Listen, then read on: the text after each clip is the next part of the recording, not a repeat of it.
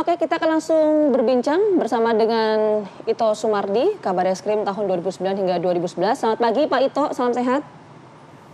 Selamat pagi Mbak Vita, selamat pagi Mas Bayu, salam sehat kembali. Iya, Pak Ito, saya ingin minta tanggapan dulu seperti ini Pak Ito. Kita tahu bahwa ini kan sidang perdana ya untuk yang obstruction of justice ya, klaster menghalangi merintangi penyidikan ya Pak ya.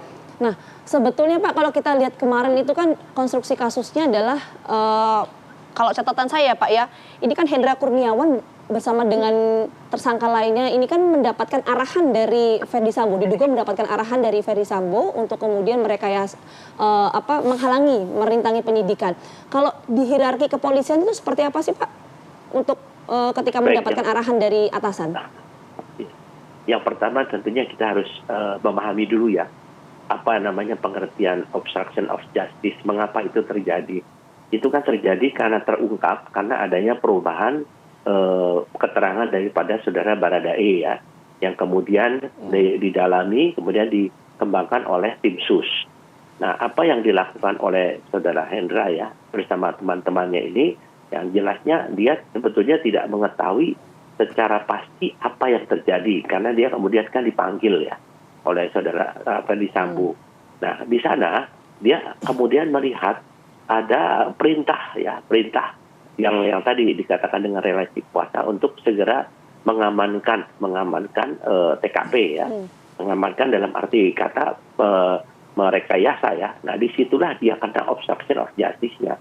Karena sebetulnya kejadian yang sebenarnya kan harusnya itu adalah ditangani oleh Inavis ya, oleh kemudian mungkin oleh fungsi-fungsi daripada Puslap 4 ya. Tapi dia mengambil inisiatif untuk melakukan pengamanan ya. Kemudian juga seperti contohnya bagaimana resetting untuk CCTV yang ada di luar ya, bukan yang di dalam. Karena yang di dalam itu mati dan saya juga mendapatkan informasi itu ada dalam capture screenshotnya daripada almarhum ya yang tanggal 17 Juni. Itu saya sudah mati dan dikoder minta supaya diperbaiki tapi memang belum sempat diperbaiki. Nah, kemudian terkait dengan masalah apa yang dilakukan oleh saudara Hendra ini kan dia juga membawa jenazah ya. Sebetulnya dia harus mencurigai kok, harus cepat untuk melakukan autopsi.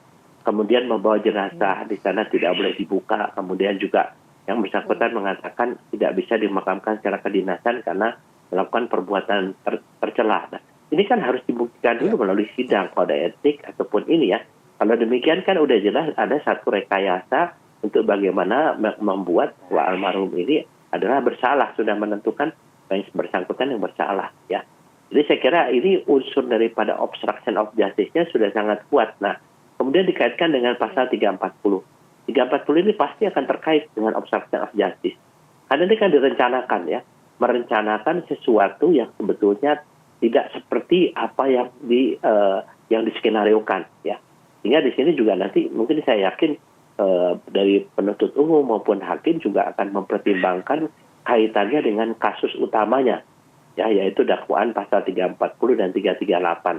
Nah, saya kira ini mungkin yang bersangkutan harus menyadari bahwa apa yang dilakukan itu meskipun atas dasar perintah, tapi paling tidak yang bersangkutan juga memiliki satu hak untuk menanyakan atau bahkan menolak ya.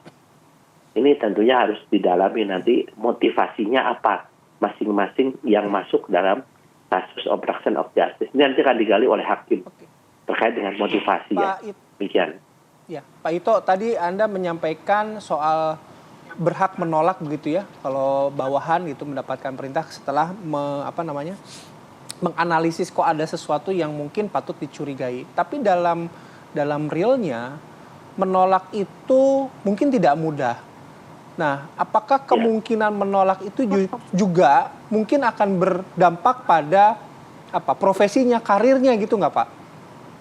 Iya, betul ya. Apalagi kan yang kita hadapi adalah orang atasan yang bisa menentukan nasib kita ya, baik dalam sekolah, pendidikan ataupun dalam karir ya.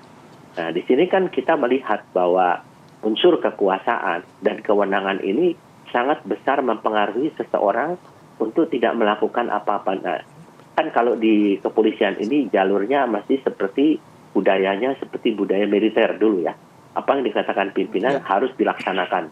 Ya, saya kira mungkin itu adalah menjadi konsekuensi dari yang bersangkutan ya, karena saya yakin selama ini mungkin yang bersangkutan menganggap bahwa ini akan aman ya. Kenapa?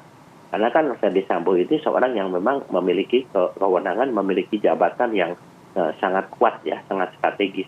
Tapi tidak menyangka kalau pada akhirnya dari kepolisian ini, terutama Pak Kapolri dengan tegas sudah pandang bulu melakukan satu proses untuk penegakan hukum terhadap yang bersangkutan. Akhirnya imbasnya adalah kepada orang-orang yang mungkin selama ini tanda kutip loyal ya pada pimpinannya dengan ya dengan latar belakang mungkin takut karirnya dan lain sebagainya.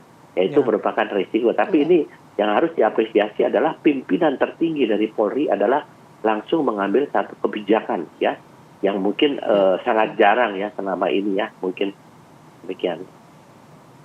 Oke Pak Ito, nanti saya akan tanyakan lebih lanjut Pak, probabilitasnya menggunakan alasan perintah dari atasan dan tidak bisa menolak ini seperti apa? Nanti kita akan bahas lebih lengkap ya, usai jeda, tetap bersama kami.